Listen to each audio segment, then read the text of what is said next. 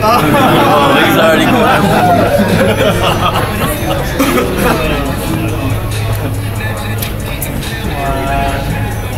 Thank you.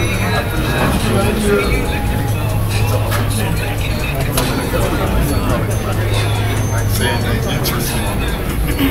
All right, Doyle, get it started.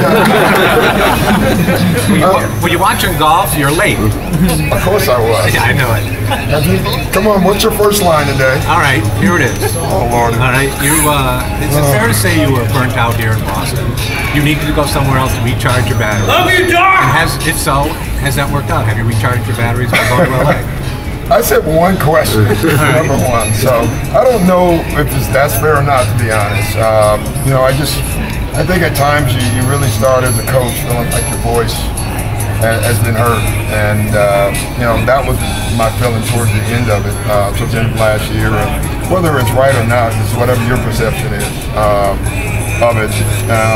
And the whole rebuild thing would have been very difficult for me to go through again. So Danny and I and all of us kind of worked together, and I never thought, honestly, that I would be anywhere else for any time soon.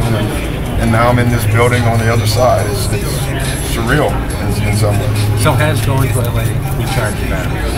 I don't know. I think every beginning of the season recharges you. I think at the end of next year, this year, I'll be exhausted and thinking about going home again. You know, I just think that's the point of life you're in right now. So I like our team. I'm enjoying it. I think doing the other stuff besides just basketball has been fun. Probably a little more work than I anticipated, but it's been good.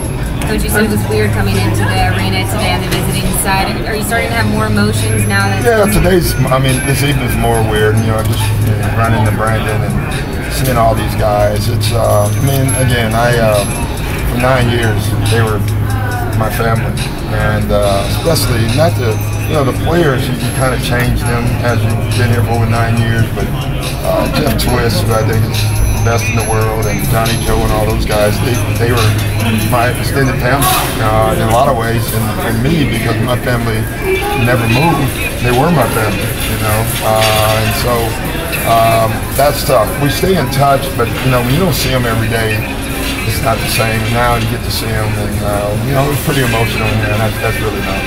Someone just said last night that playing for you was like playing for the sky.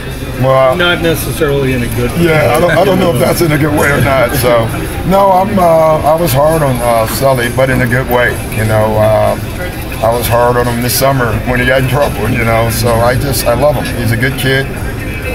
He's going to be a great player. You can see that now. You can see it last year. You know, obviously he had the injuries with me, and I'm just so happy to see his growth. You know. I love all of my guys, you know, bottom line, and I always have. I think that's what you should do as a coach. You know, I know some would disagree with that, but that's not how I've ever worked. I just think you invest in them as much off the floor as on the floor, and Sully, we spent a lot of time together. What was your approach to him? You talked about your hard on him this summer. What was your? Well, my message is just always do right, you know, always. And, you know, he's in the spotlight. They all are. You know, it's not like when we played. It really isn't, Murph. You know that. You could probably about do anything, and nobody knew or cared. Now these guys, I mean, they really have to conduct themselves in the right way, and it's important. So what did you get away with doing that no one? Oh, boy. I was with you. You don't remember? Doc, do you have any regrets about the way your departure played out? Yeah, Did you change anything? I don't know if I could have, honestly, Shawnee. I mean, obviously, I didn't like the way it was played out. You know, I felt like in that process, I had no voice. You know, I had to not say anything. I had to let all the talk both ways go on because I couldn't play a part in it. Yeah, I mean, obviously, when you have the 9 years that I had and then had to have it talked about and bantered about like that, I didn't want that, and Danny didn't want that either. Unfortunately, in the league that we're in, I don't know if there's another way. How do you explain no voice? How would you explain that? Well, I just couldn't. I mean, when they started, first of all, I didn't have a decision as far as I was going to coach or not. And that's what started most of the speculation, I think. And then when Dan and we started talking about, do you want to go somewhere else? And that started being bantered about. once the Clippers and the Celtics were talking, I couldn't say a word. I literally could not say a word. But it felt like it took 10 months to me. And the bottom line is, I just wish it could have been done better, more smoothly, and it couldn't, I guess.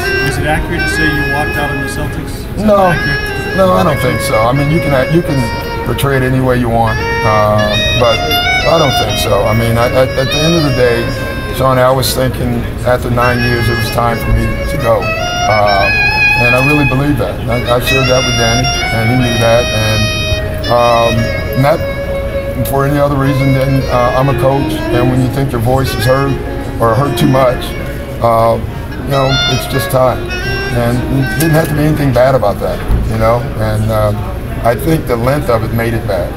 What do you think of the job Brad Stevens has done coaching this team? I think he's doing a terrific job. I mean, first of all, you know, they are rebuilding, but it's tough to rebuild when you have good players. You know what I mean? And they still do. I know the guys that I coach are good competitive players, and I'm not surprised that the fans are looking at these guys and saying, man, they play hard. You know, and they're very competitive because they work for me. They're a competitive group of guys. And when Rondo comes back, that's just going to make them even more dangerous. Do you ever wonder how you might have coached this team? Does that thought ever enter? Oh yeah, I'm a coach. Of course you do. I wonder about every team. You do. That's what you do as a coach. So, yeah. And what do you think when you think about that? What do you think? Hey, I could do the same thing? Or? No, I don't say anything. I just say, wow, I could. You know, you try that, you try this. But I honestly do. You look at every team you prepare for, and you always put yourself on the other side and say, man, you know, I do it all the time. Doc, you mentioned your new responsibilities in the front office. How's that been? Just, you know, balancing that. And well, it's been good. It's you know, you can see that you need the other guys in the office to do most of the work. Honestly, it's just nice to be able to you pull the trigger, you say no or yes. But it's a lot of work. It's more. You know, this usually, like on this trip, I would have just been preparing for basketball, but we had so many injuries. You know, I'm sitting around with our guys looking at film of guys that I really didn't want to have to look at, you know, and then you had to make a decision, and we brought in Steven Jackson. You know, we signed him yesterday, and he's going to play tonight, literally play tonight, and we'll see how that goes.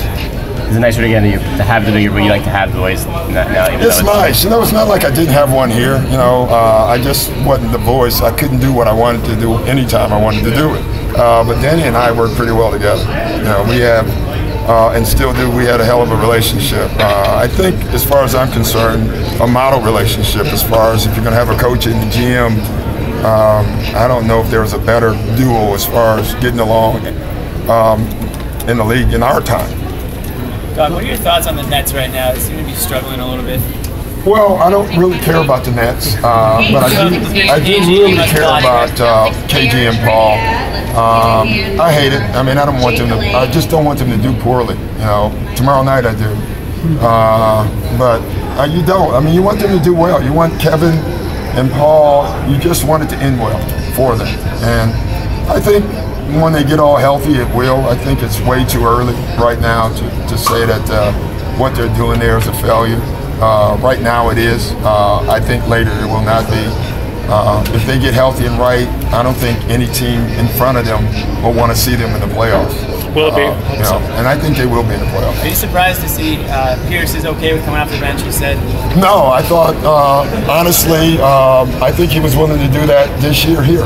I do. I think if he had been here, I don't think he would have had a problem with it. Paul's a mature guy. I mean, he's grown over the years, and I think he understands the way he scores. By playing less minutes probably means he can play about 4 or 5 more years. So he's a basketball player and probably needs to play. Is it harder for you coming back here or playing against them tomorrow? Oh, it's harder coming back here. I mean, playing against them, I see them.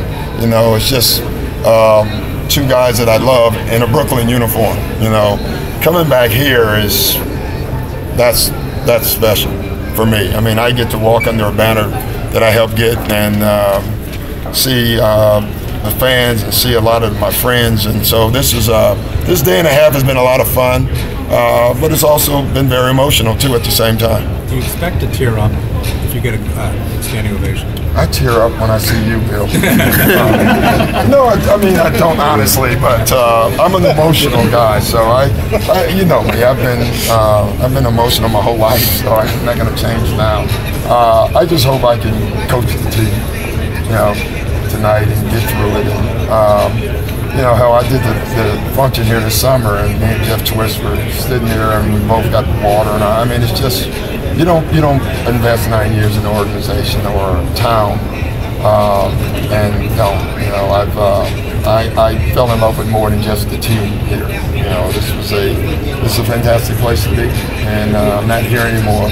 And when I do come back, I remember everything. I remember walking the streets, and you know, so yeah.